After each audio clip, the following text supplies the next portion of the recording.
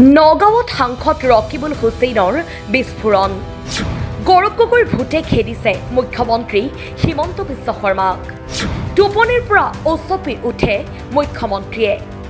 এই মন্তব্য সাংসদ ৰকিবুল হুছেইনৰ। বিভিন্ন প্ৰকাৰে গৌৰৱ গগৈৰ ভূতে তেওঁক খেদি ফুৰিছে।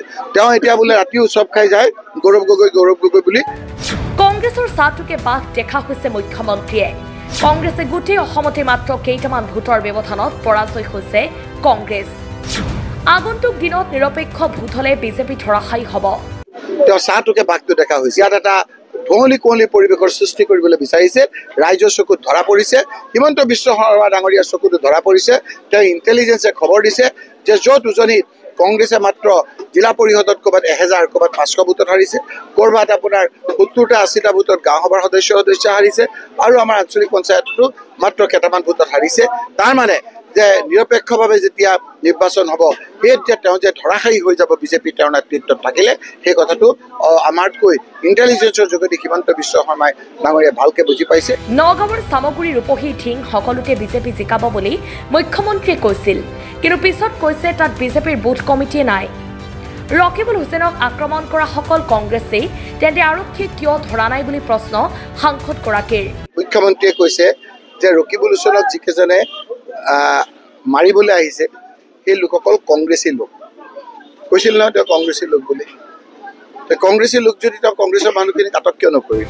এই অঞ্চলৰ সংখ্যালঘু লোকসকলক বিজেপিয়ে স্বীকৃতি দিয়াৰ পিছত ইউজ এণ্ড থ্ৰ' কৰি পেলাই দিছে। আনফালে বিধায়ক নুৰুল হুদাই ভাষণত উল্লেখ কৰে যে হত্যাকাৰী ড্ৰাগছ ব্যৱসায়ী চোৰ ডকাইতৰ দ্বাৰা সন্ত্ৰাসৰ সৃষ্টি কৰাৰ বাবেই পঞ্চায়ত নিৰ্বাচনত বিজেপি অগপক পৰাভূত কৰি ৰাইজে কংগ্ৰেছক জয়ী কৰোৱাইছে। নগাঁও জিলা প্ৰশাসনকো ধন্যবাদ জ্ঞাপন কৰে বিধায়ক নুৰুল হুদাই নিৰপেক্ষভাৱে ভোট গণনা সম্পন্ন কৰাৰ বাবে।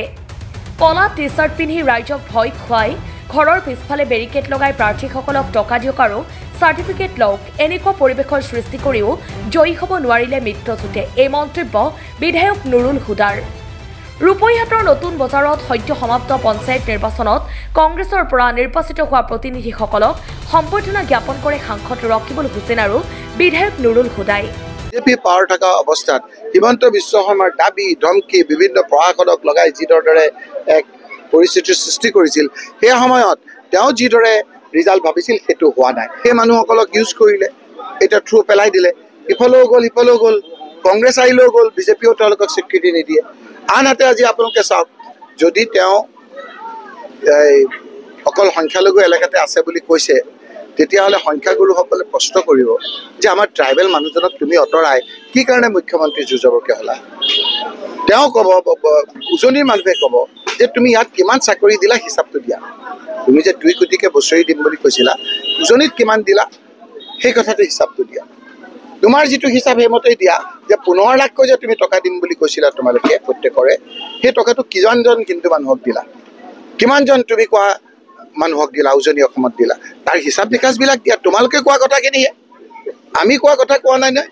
তোমালোকে নিৰ্বাচনৰ পাক মুহূৰ্তত যিখিনি কথা প্ৰতিশ্ৰুতি দিছিলা, সেই কথাখিনি কিমানখিনি পালন কৰিলা সেইখিনি কৈ ৰাইজৰ ওচৰলৈ আহা। এতিয়া সেইবিলাক নকৈ তুমি ধাৰ ধুৰ লৈ ৰাইজক বিভিন্ন ধৰণে প্ৰতাৰণা কৰিবলৈ আহিছা। ৰাইজে এই কথাবিলাক বুজি পাইছে। তাৰমানে তেওঁ বুজি পাইছে তেওঁ এই বিগত 4.5 বছৰত যি মানুহক অন্যায় কৰিলে, সকলো শ্ৰেণীৰ মানুহক যি অত্যাচাৰ কৰিলে, জাতি ধৰ্ম বৰ্ণ ভাষা নিৰ্বিশেষে আহোম সম্প্ৰদায়সকলৰ কথা কওক, মৰাণ মটকসকলৰ কথা কওক, আজি আপোনাৰ ট্ৰাইবেল লোকসকলৰ মনত এটা ডাঙৰ আঘাত যে একদম আমি এজন মুখ্যমন্ত্ৰী পাতিছিলোঁ, হয় কংগ্ৰেছৰ বিৰুদ্ধে দিছিলোঁ, তেওঁক আঁতৰালে। এই কথাবিলাক আপোনাৰ জনজাতিৰ লোকসকলৰ বুকুতো আছে। আজি বঙালী হিন্দু মানুহখিনিও ভাবিছে যে আমাৰ উপযুক্ত প্ৰতিনিধি নাই, যাকে তই তুমি তামাক কৈ যিদৰে মানুহক ব্যৱহাৰ কৰে, ডাঙৰ সৰু নাই যিদৰে আপোনাৰ ব্যৱহাৰ কৰে, শিক্ষক নাই, আমাৰ জ্যেষ্ঠজন নাই, যাক যিধৰণে আপোনাৰ বেয়া ব্যৱহাৰ কৰে, এই কথাবিলাক মানুহৰ মনত এটা ক্ষোভৰ আকাৰ লৈছে আৰু এইটো এটা ভোটৰ আকাৰ লৈছে।